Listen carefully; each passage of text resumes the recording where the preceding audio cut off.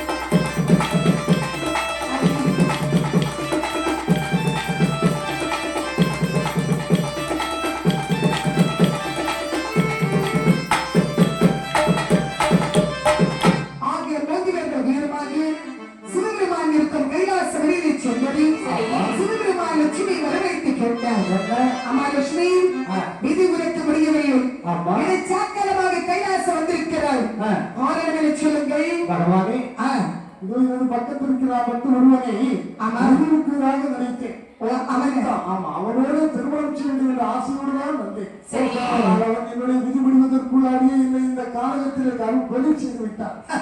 அதனால்தான் இந்த கைலாசபதியில் நான் நாளை கொலை செய்து கைலாசம் வந்திருக்கிறார். ஆமா லட்சுமி உனக்கு விதி முடியவில்லை. இடைச்சாக்கரமாக கைலாசம் வந்திருக்கிறார். ஆமா இது யாரு? அண்ணனா? அண்ணன். இவர் மரணம் அடைவதற்கு என்ன காரணம்? அதாவது நான் இறந்த குற்றம் காணாம அண்ணன் என் கூடவே இறந்து வந்துட்டார். அம்மா லட்சுமி விதி முடியவில்லை. இடைச்சாக்கரமாக கைலாசம் வந்திருக்கிறார். இந்த இசக்கியம்மா நாடு சாதாரண ஒரு பொண்ணுதான். ஆமா நம்மள மாதிரி ஒரு சாதாரண பொண்ணுதான். உறுதி செய்யப்பட்ட மரப்பிறவியை கைலாச முறையிலையும் அடுத்த பிறவியை நான் மாயப்பட்டாக இசைக்கவையாக அவதாரம் கொடுத்தாள். அம்மா லட்சுமி இது முடியாம இடைச்சாகரமா கைலாசம் வந்த காரணத்தால் உனக்காக மரப்பிறவி இருக்கிறது. உன்னை கொலை செய்த நீசரை போல் நிறைய நீசர்கள் பூர்வத்தில் இருக்கிறார்கள். நீசர்களை அழிக்க பிறக்கப் போகிறாள். இந்த உலகத்தை இயக்கக்கூடியவருக்கு இசைக்கவையாக அவதாரம் அளிக்கப் போகிறார். இதற்கு என்ன வர வேண்டும் சொன்னார். அப்பதான் கேட்டார் இசைக்கியம்மை ஆதி பகவானே மறுபிறவி எனக்கு உலகத்தில் உண்டுமானார். இப்பிறகு என் கல்யத்தின் தலையிற்படி கொலை செய்தார். உலகத்தில் பிறகு செய்ய வேண்டும். உலகத்தில் பிறகு செய்தாலும் நாங்கள் நீதியாக அவதரித்து அவர்கள் அன்னைக்கு இந்த காலகத்தில் வைத்து கல்லாலை கொண்டார். கையாலே கொண்டிருக்கிறவர். ஆமா கையை தண்ணீர் கொண்டு கொலை செய்தவரை என் கையால் கொலை செய்யவரை தாரிக்கு நினைத்தவர் வேண்டும். சரி அண்ணனும் தங்கியமாக இருக்கக்கூடிய நாங்கள் அடுத்த பிறகு வந்து இருந்தாலும் அந்த பிறகு நாங்கள் அந்த தனியாக இருக்கிறோம்.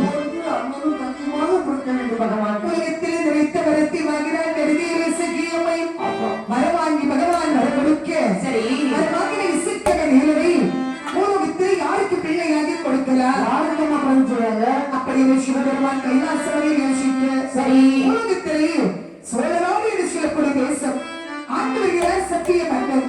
அவருடைய மனைவி திருத்தேவி. அவர்களுக்கு 14 குழந்தைகள். அழகான குழந்தைகளான காரணத்தினால் அவர்கள் ஒரு குழந்தைக்கு வேண்டி பகவானிடம் முறைவிட்டு கொண்டிருக்கிறார். அவர்கள் பிள்ளைகளிடம் கேட்க சரி இவர்கள் மறுபிறவி வேண்டும் என்று கேட்க ஆதி கைலாச மனிதரை வரவாங்கி கொண்டு இருக்கிறார் இசக்கியம்மை. அண்ணனாகவே இளையராஜரை 2 பேரை சம்பிய மன்னனுடைய மனைவி திருத்தி வைத்திலே ஒரு சுழை 2 குழந்தையாக வைத்தார். திங்களாக அங்கனோடு சுமந்து இறைவன்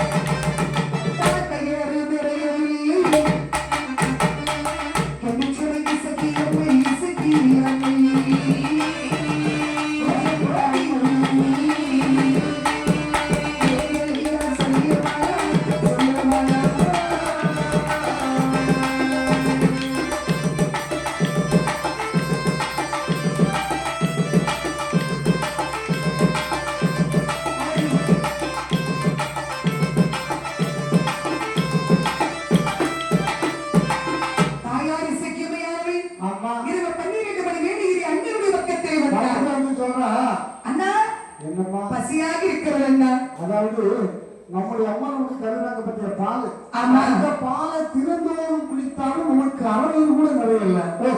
உனக்கு வேணும் வந்துதான் நம்ம எப்படி இருந்தாலும் என்றைக்கும் அற வயிற்றோடு தான் இருப்போம்.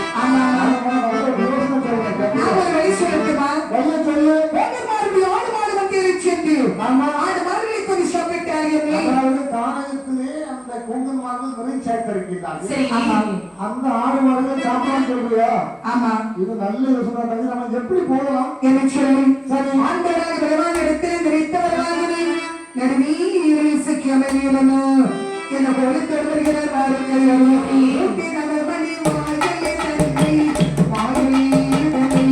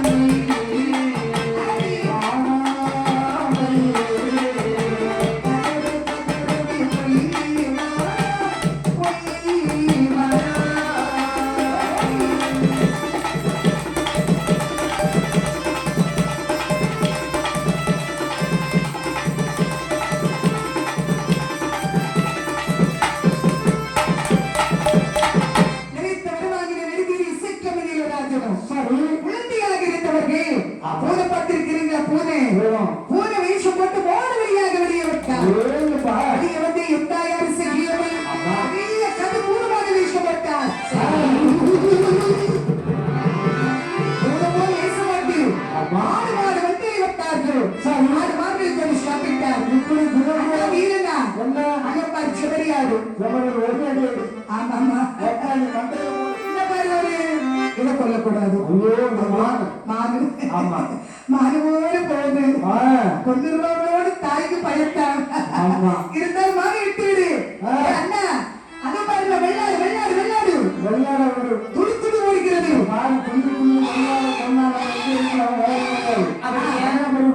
எரும மாடு என்ன ஒரு இந்த பசு பசு விட்டு பசு மாநில கொள்ளக்கூடாது. ஏற்கனவே அந்த பசு கொஞ்சம் வாஞ்சா கேசு அதங்க விட்டுறணும். அது என்ன செய்ய முடியும்? அதை விட்டு நல்ல கருவிதான் கொள்ளணும். இன்னும் இருக்கு ஒரு எருமை, இன்னும் இருக்கு எருமை மாடு. இதுல நிறைய இறைச்சி. இது என்ன மாடு? அது ரெண்டு கிலோ இறைச்சி. மாட்டு மாடு காட்டு மாடு. ரெண்டு தனிய ஒரு அடி இறைச்சி எடுத்தார்கள். அப்படியே சாப்பிடுகிறார்கள்.